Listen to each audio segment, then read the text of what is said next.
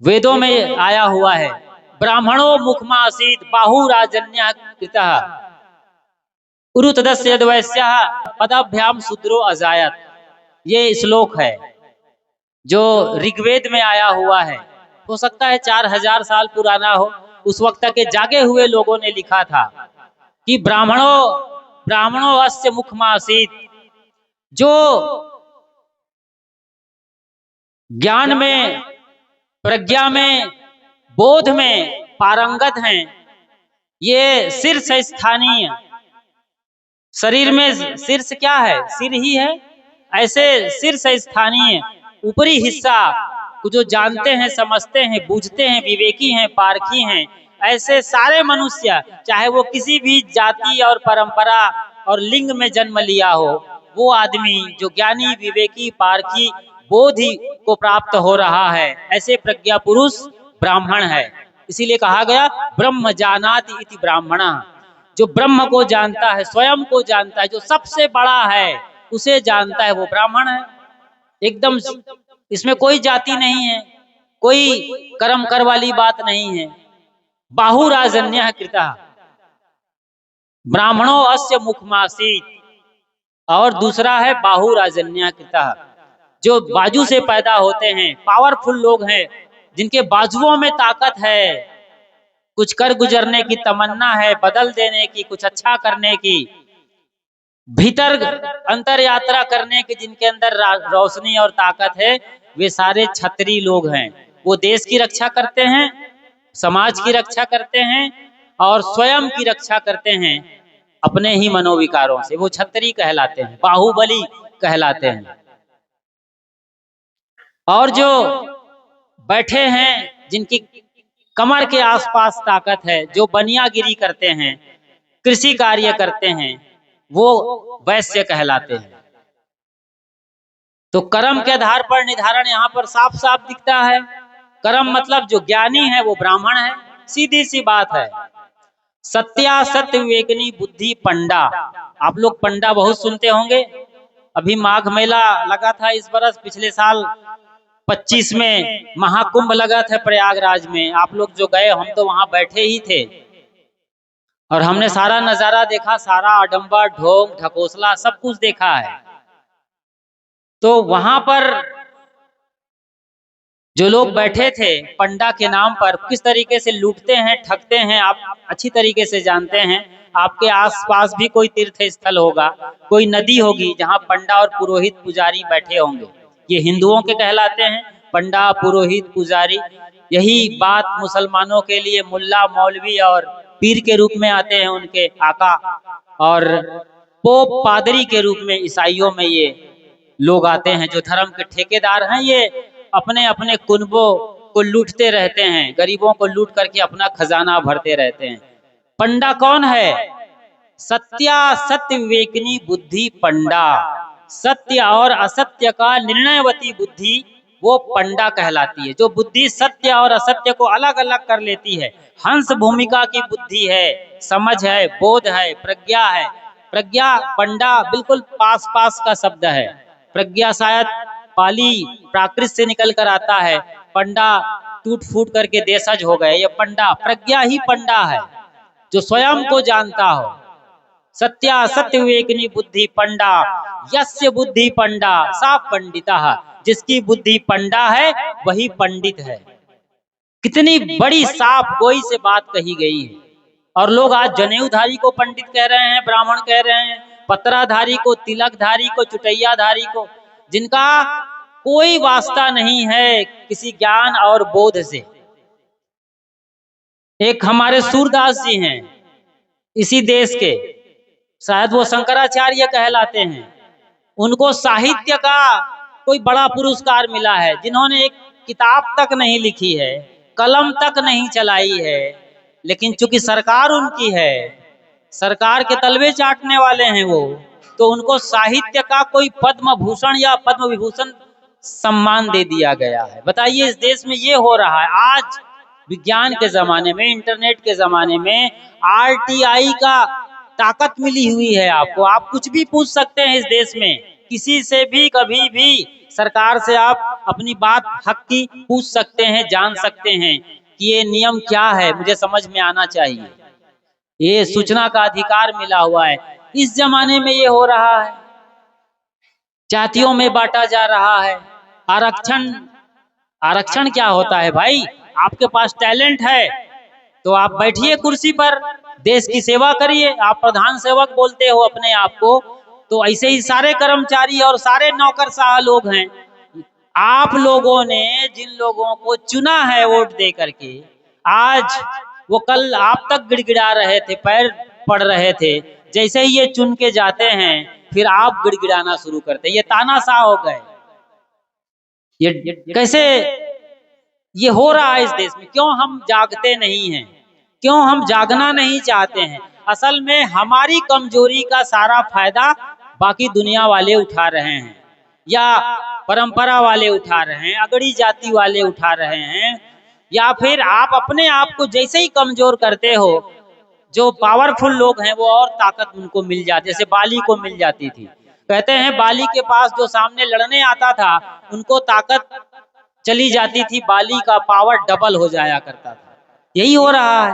आप अपने को दलित आज भी कहते हैं, पतित कहते हैं, महादलित समिति गठित करते हो। अरे पावरफुल नाम रखो ना, कोई अच्छा नाम रखो, ताकतवर नाम रखो, अपने समिति, अपनी समिति का, अपने संगठन का बड़ा नाम दीजिए। क्यों ऐसे किसी ने चला दिया परंपरा? मान लो अम्बेडकर साहब ने कुछ शब्दों को दिया होगा उनके जमाने में, जो तो अम्बेडकर की सारी बातों को मानो, लेकिन कोई बात जो आज सही नहीं, इनकी क्यों मान रहे हैं आप अपनी बुद्धि बेच के क्यों काम करते हैं भाई? आपको ताजा बुद्धि मिली हुई है। बुद्ध, महावीर, कबीर, सूर तुलसी को तो छोड़ देते हैं। बुद्ध, महावीर, कबीर, सहजोबाई, मीराबाई, राबिया ने किसी को फॉलो नहीं किया, शुद्ध ज्ञान को लिया था उन्होंने। कभी जिक्र आता है तथागत बुद्ध के जीवन परिचय में कि फलाने उनके गुरु थे, अलार कलाम जैसे उद्दक राम पुत्र कितने गुरुओं के पास गए, उन्होंने जो कहा उसे 10 गुना उन्होंने प्रैक्टिस करी सत्य को जानने के लिए, नहीं मिला तो आगे चल दिए। कोई गुरु नहीं है। कबीर साहब के कौन गुरु थे?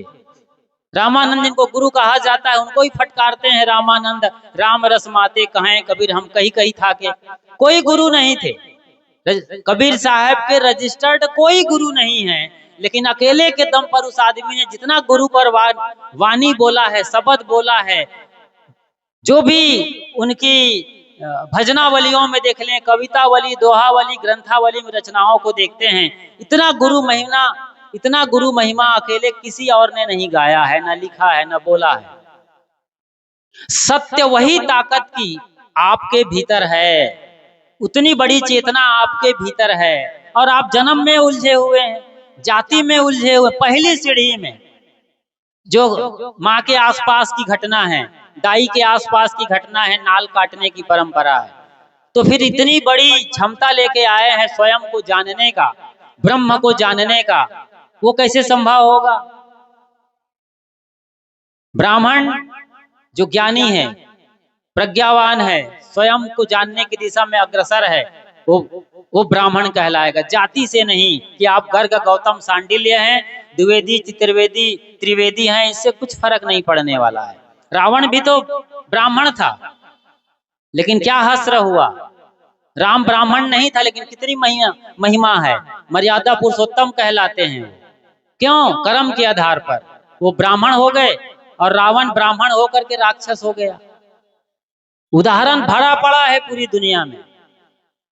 बाजू की ताकत वाले जो अपनी ताकत को समझते हैं और अपने को जान करके क्रांति करते हैं भीतर और बाहर, वो छतरी कहलाते हैं। जो व्यापार, वाणिज्य, खेती बाड़ी करने वाले लोग रहे हैं वो वैश्य कहलाते रहे हैं। शूद्र जिन्हें कहा गया कि ये पैर से पैदा होते हैं, इनको आज भी पैरों के तले रौंदा जा रहा है। या आप रौंदे जाने के लिए तैयार हैं, क्योंकि आप अपनी गरिमा और महिमा नहीं समझते हैं। आप संतों के साथ नहीं बैठते हैं, क्रांतिकारियों के साथ नहीं बैठते हैं। क्रांतिकारी जानते हैं भगत सिंह क्या केवल एक असेंबली भवन में बम ब्लास्ट करने के बाद उनको फांसी हो गई थी, इतनी कहानी नहीं है उस आदमी की। बालक था भी 19-20 बरस का, बहुत बड़ा ज्ञानी आदमी था, तथागत बुद्ध के हैसियत का ज्ञानी आदमी था, महावीर कबीर के हैसियत का आदमी था वो। इतनी उन्होंने किताब लिखी है, मैं नास्तिक क्यों, या ऐसे ही कुछ नाम है उस किताब का। बहुत ऐसा थोड़ी है कि आदमी पढ़ेगा लिखेगा तभी कोई ज्ञानी होगा। कुछ लोग जन्मजात होते हैं, जैसे लाओ त्से जो चीन का बहुत बड़ा फकीर हुआ है, कहते हैं पैदा हुआ तो बूढ़ा पैदा हुआ था, बाल कोई सफेद नहीं थे उसके, कोई झुर्रियां नहीं पड़ गई थी पैदा होते ही, कोई दांत से पोपले नहीं थे और कमजोर नहीं थे, लेकिन बूढ़ा पैदा हुआ था लाओ त्से। मतलब होता है कि वो बड़े बचपन से ही उनके ऐसे अनुभव रहे हैं, ऐसी वाणियां रही हैं, ऐसे व्यवहार रहे हैं जो बुजुर्गों के सरीखा था, जिनमें गंभीरता थी, जिनमें गहराई थी, एक भाव था और ज्ञान झलकता था। तथागत के लिए कहते हैं कि 8 कदम चल दिए पैदा होते ही। कभी संभव है ये? मानवीय स्तर पर असंभव घटना है कि एक बच्चा पैदा हो और 8 कदम चल दे, कभी भी नहीं हो सकता है। लेकिन लोगों ने यही समझ लिया कि तथागत पैदा हुए 8 कदम चल दिए।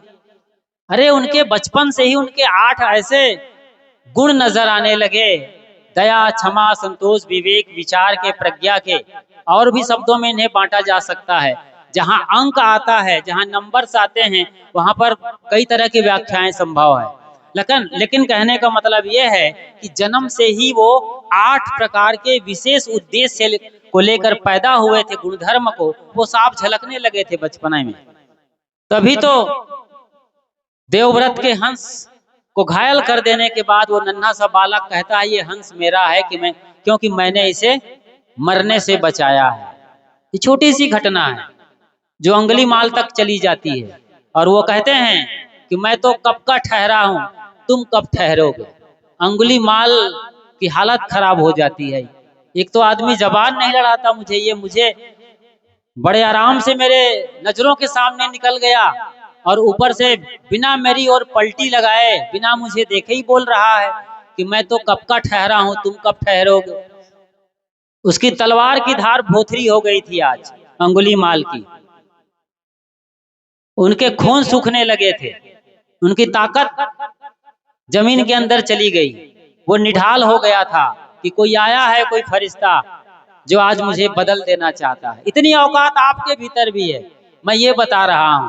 कथा कहानियां सुनना अच्छी बात है, हम जन्म से सुन रहे हैं, चाहे वो महाभारत के नाम पर हो, रामायण के नाम पर हो, त्रिपिटक के नाम पर हो, बीजक के नाम पर हो, भागवत महापुराण या जिंदावेस्ता के नाम पर हो, या फिर ताओ उपनिषद ही पढ़ लेते हो। हम कथा कहानियों का बड़ा अच्छा रुतबा रहा है, सिलसिला रहा है, बचपन से सुने हैं, और ये देश आज भी कथा कहानियों को सुनना चाहता है।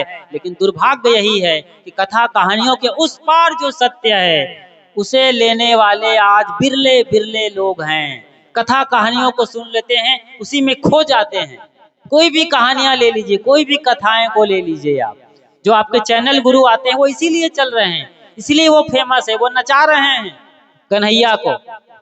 कोई राम को पुचकार रहा है धनुष बाण के साथ, यही कर रहे हैं। इसीलिए जो कहानी तो है ये, जो 22 जनवरी 24 को हुआ था कि प्राण प्रतिष्ठा हो गई थी, ये कहानी है, ये कथा है।